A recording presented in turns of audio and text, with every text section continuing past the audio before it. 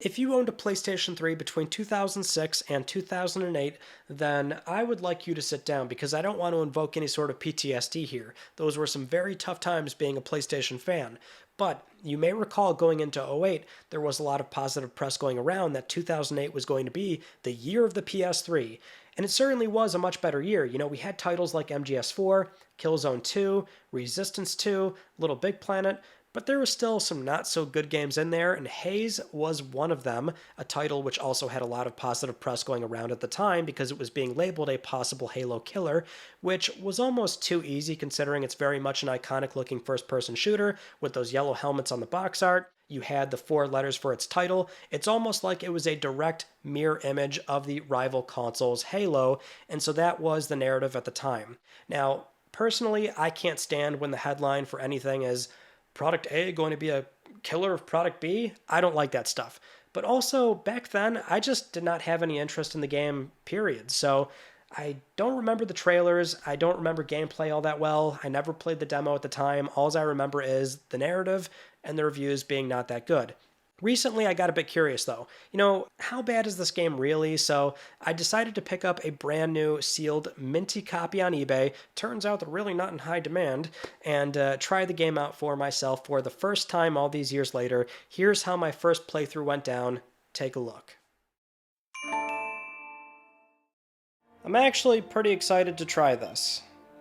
Never really wanted to for years, but we're gonna do it today.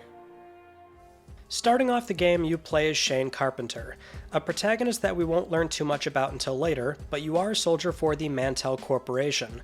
Those are the iconic yellow helmet soldiers, and it doesn't really take long for the story to paint a picture of what it's like to work for Mantell. Let me see those eyes, soldier. You been getting your meds? I'm fine.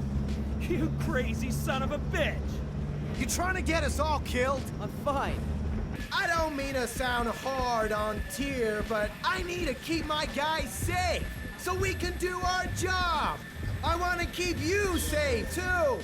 This is the gameplay hook that you're introduced to, Nectar. It's what the Mantell Corporation gives to its soldiers, and it's something you're encouraged to use because it effectively supercharges your very basic human abilities. You can take more damage, move faster, enemies are highlighted, your melee deals more damage, things like that. Initially, this means you can coast through the beginning section of the game without much issue, but it is the opening act where Haze sets the stage for what the next 4 hours or so is going to entail, which is, as a video game, it's not very good. So is there any collectibles? Like, is there like a reason to look around, or? I mean, it's I don't want to call it ugly, but it could not fall more perfectly into that sort of PS3 360 era game that uses a lot of darker colors. It has this very brown, beige, just washed out tint to it. Before proceeding, it's important to provide some context on what developer Free Radical Design was going through at the time. Haze was originally announced for PC, Xbox 360, and PlayStation 3 in 2006, but by E3 2007, Sony made this announcement. From a new addition to the family to a lifelong member, I'd like to now discuss Ubisoft. This fall, they'll be bringing a new game franchise to the system, which is already receiving an incredible amount of buzz in the industry. The game is called Haze. And if you want to play it this holiday, you'll only be able to do that exclusively on PlayStation 3. We're very pleased to give our valued consumers the chance to experience it first in all its high-definition glory. Let's take a look. In a conversation with GamesIndustry.biz, Free Radical Design co-founder Steve Ellis explained that while the studio had success releasing the Time Splitter games with publisher Eidos, the same could not be said for Ubisoft with Haze. Eidos gave Free Radical a lot of breathing room by not asking for milestone builds and just paying them on time every month until they would eventually make submissions for QA, whereas Ubisoft had a process in place for managing and overseeing the entire development process. Steve recalls, and I quote, "They had this central group of people which are their game experts and decide how games should work. They almost try and turn it into a science. They devise formulas to try and apply it to various things throughout the levels to scientifically work out a difficulty curve. That might work for them, but trying to impose that on any external studio is a difficult thing when you're used to working in a completely different way. Trying to impose it on a team that doesn't all agree with it and buy into it is a recipe for disaster." It's all of this which led to Free Radical missing their deadlines and not shipping the game until May 2008, in a condition that I'm sure most of the team weren't exactly thrilled with. After the poor reviews and commercial failure, Xbox 360 and PC versions were no longer on the table. This then goes into more bad news, where Free Radical behind the scenes had basically finished another game, Star Wars Battlefront 3. That didn't even get to release because the new leadership at LucasArts didn't want to spend anything on the kind of marketing budget a AAA game would need, and decided to cancel a game that was, by all accounts, nearly finished. And so that's why Haze was Free Radical Design's last game before they were acquired by Crytek. Now, getting back to my playthrough, the game starts really pushing the whole Nectar thing, and also questionable dialogue.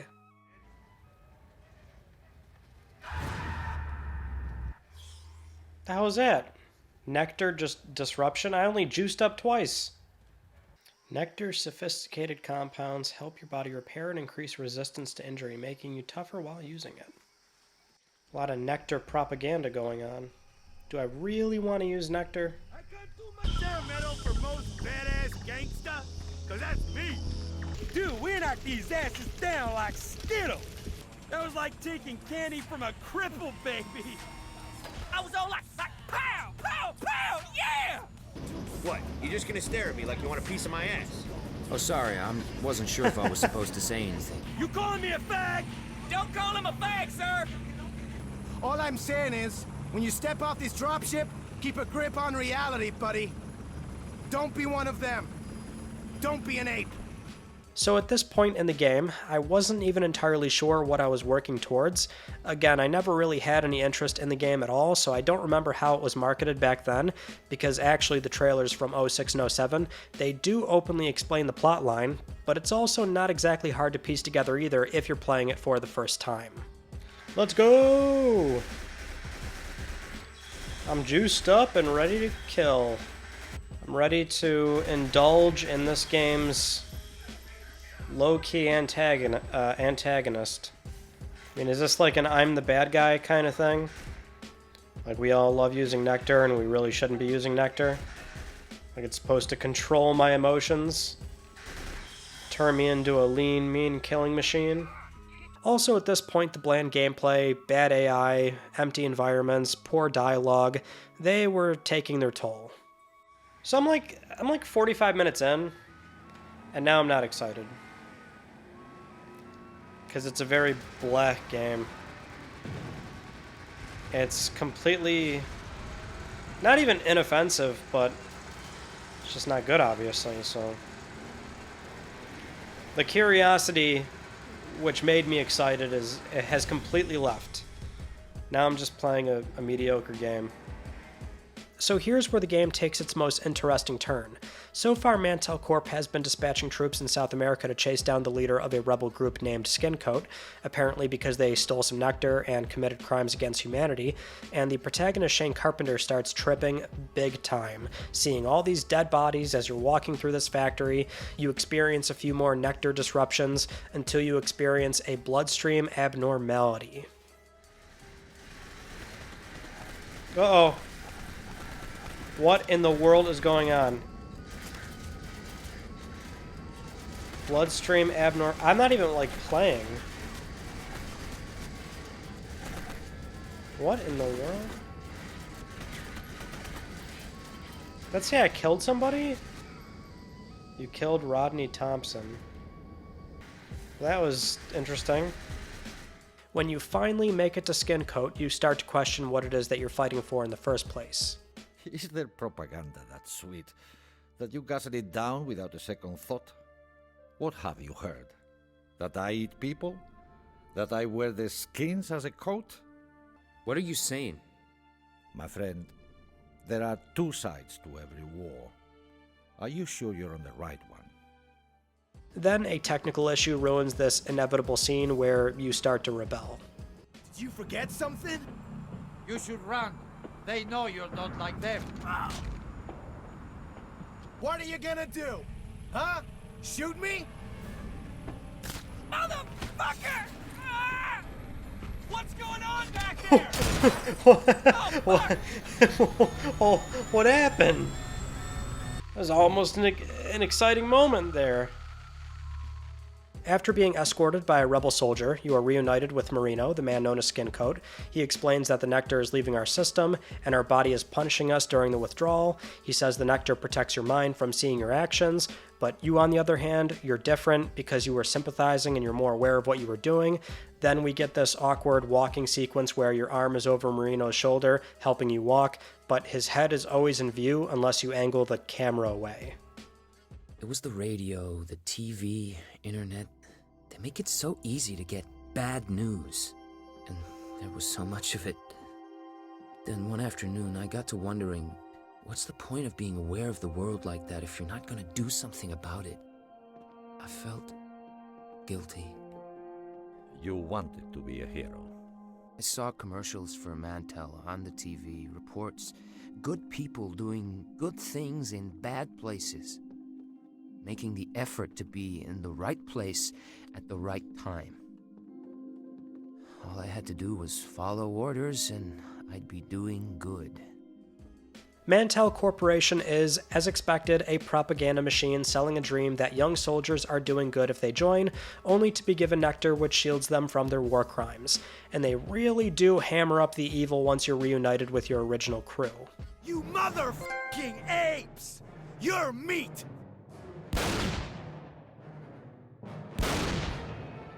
Boosh!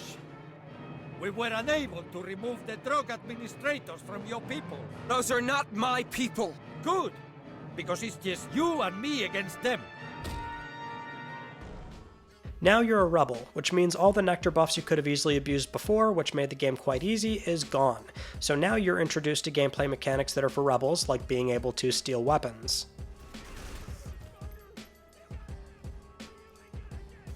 There we go. Killed my NPC buddy that quickly. Alright, so I mean, this is a somewhat exciting little U-turn that I guess I wasn't expecting. I thought I was always these, like, yellow helmet guys, but apparently I'm not. You fight against them pretty quickly. Another mechanic for rebels is playing dead. If you take enough damage, you can press L2 and then you'll fall to the ground. The Nectar-infused soldiers, who are being drugged up and are unaware of their actions, can't see you because you're playing dead. It sounds a bit weird in practice, but the game did lay this foundation earlier when you were still a Mantel soldier yourself. With the sequence showing all the dead bodies in the factory, that was you not being fully drugged up. More subtly, when you're a Mantel soldier, anybody you kill, their bodies despawn, but as a rebel, dead bodies stay where they are. I did not notice this until after I finished the game, but that, quite frankly, was one of the cooler things Haze has going for it, considering how subtle it is. I can see how many would not even spot this, since plenty of video games just despawn models or leave them in place, but having both of them in the game and it being tied to the plot was a neat idea. Another thing rebels can do is craft Nectar grenades from the dead soldiers, which can then be used to force Mantel troops to overdose, turning them red and experiencing a bloodstream abnormality, sending them into the very frenzy you experienced earlier, turning them against themselves and shooting sporadically.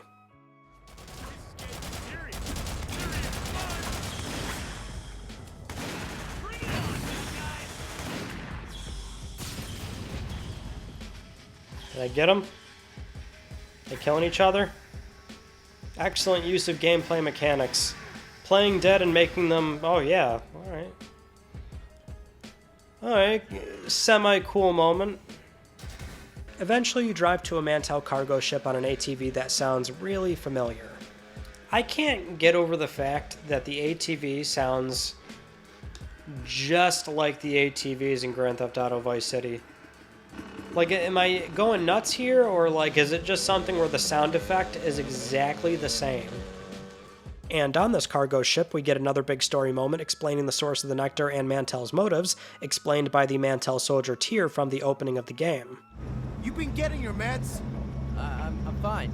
Tyr is the one who altered your Nectar gauge so you would eventually see reality, and inside a cargo container is dead Mantell troops that the company was hiding, all of them having no visible wounds, much like the first mission where you find a pilot without wounds as well, who eventually dies.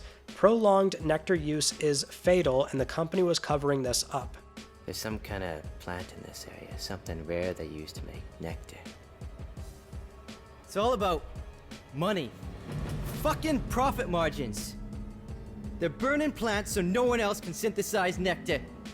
Us grunts are down here taking over the country so Mantle Incorporated can corner the pharmaceuticals market. No wonder the rebels been fighting us tooth and nail. We have no right to be here. Someone put these soldiers in here so we wouldn't question what nectar does to us. So we wouldn't lose confidence in our cause. Interesting. Gosh, I don't even know what to say. Although I feel confident in saying that I think a lot of what the game's trying to do would land a lot better if it was just a better game. Eventually, you learn the observatory is where Mantell has a regional supply of nectar, and so the plan is to go there and cut them off. What transpires between the cargo ship and the observatory is just a lot of driving and shootouts that, for me, quickly became the worst part of the game. Play dead. This is just not that fun of a mechanic to use. Here's it's just, in practice, it just doesn't make sense. Like, oh yeah, here's a great way to take you out of the moment. You know what I mean? Like, I just don't want to use it. Even if it's somehow meant to get me out of a sticky situation.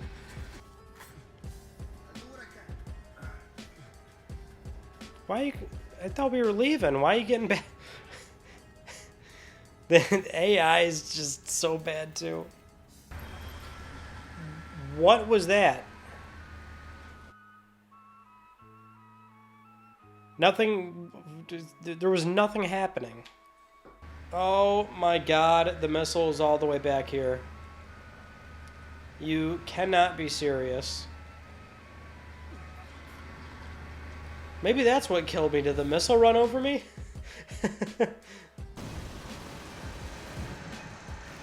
Come on, get out of the way. The driving is so stiff. Oh my god, it's so bad. It's so bad. It's so bad. Really with this? We're just placing turrets in here? Okay. Oh my god. Stop. Oh, lovely. I get to deal with all of them all over again. What a jerk move. This is just annoying. I mean, really? A bunch of turrets and caves? I mean, what is this? Oh my god. Please. Oh, these turrets. My god. Dealing with these isn't fun. Oh my god, more turrets. Holy sh**.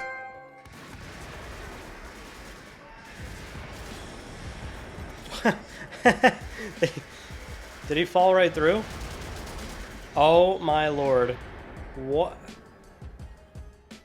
Once you're at the observatory and you cut off their nectar supply, you see all the troops start to withdraw, which incapacitates a lot of them. However, there's still some left, and the game sees a big spike in difficulty because now, much like the plot has explained, without their nectar, mechanics like playing dead or using nectar grenades no longer works. You'll see here that I was really enjoying this part of the game. This ending sucks, man. The difficulty just spiked like crazy. There's so many enemies that keep spawning. And they just deal way too much damage for normal difficulty. Alright! Whatever. Let me die. Look at that, this is ridiculous. What was that? Holy shit. I'm losing it. After an inspirational speech from Marino, another question of morality comes into play. Without their chemical, they are defenseless. Are you ready to finish them, my friend? Yeah, but, you know, they're defenseless. Yes, they are weak.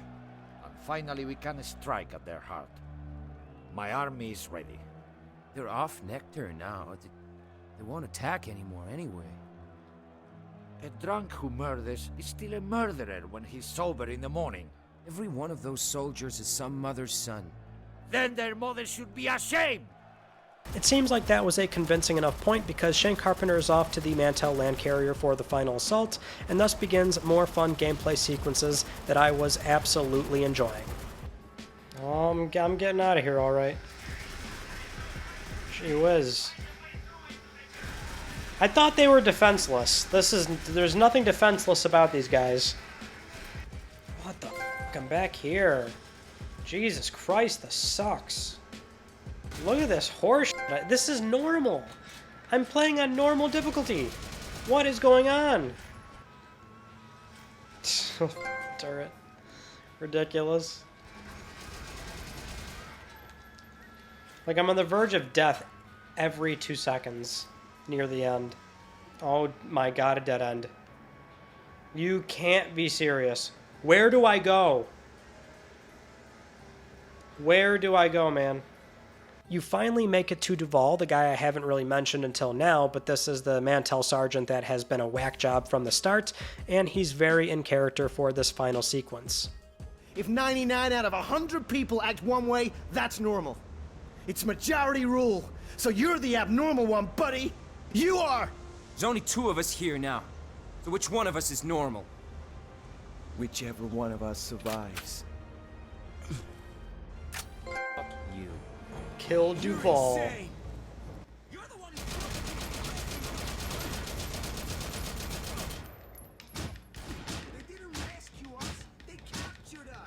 You then blow up the land carrier and ride off into the sunset with Marino, except there's one problem.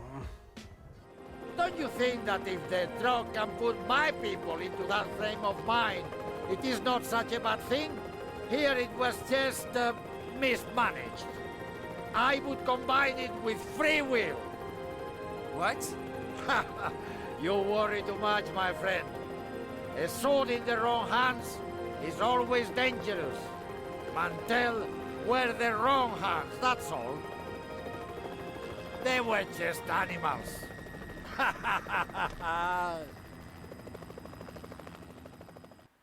Oh, Marino. What are you doing? Oh, it ends there. I thought it was gonna, like, build up to, like, another climax of, like, me fighting or killing him now. And then I'm just kind of left alone, like, oh no, both my sides, they were all evil. I mean, it's not a good video game, obviously. But there were some things in here initially that were, like, working for me. Not a lot, mind you. But man, the end of it really sucked. Yeah, I don't really know what else there is to say. It's just not good. Not good, forgettable, and I'm looking forward to forgetting it after this and then uploading this video that you're watching right now. So admittedly, I think I was a bit too harsh in that last clip. You know, Haze does fundamentally have some good ideas going for it, just if the execution was better, or really much better, then maybe it would have had a better shot, and that's as far as I'll go. I won't say this could have been huge.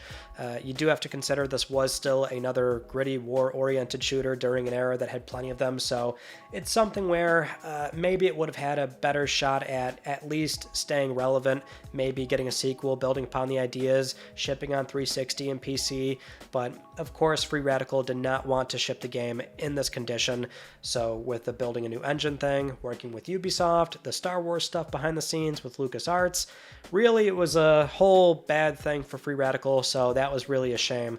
But yeah, that's basically it. You can also play Haze through, you can do local co-op for the main campaign, you can do a local area network for multiplayer. There's some merits to playing Haze if you're interested. you know, that's up to you. But anyway, you can also check out deleted scenes, more extended clips of my playthrough for if you're a Patreon supporter, or here on YouTube if you're a channel member. But that's basically it. So thank you so much for watching. Hope you enjoyed. If you haven't just yet, please consider subscribing for the best PlayStation news, reviews, and updates that are here on YouTube. You can also follow me on Twitter at Mystic Ryan. And that is it. I will see you all in my next video. You take it easy.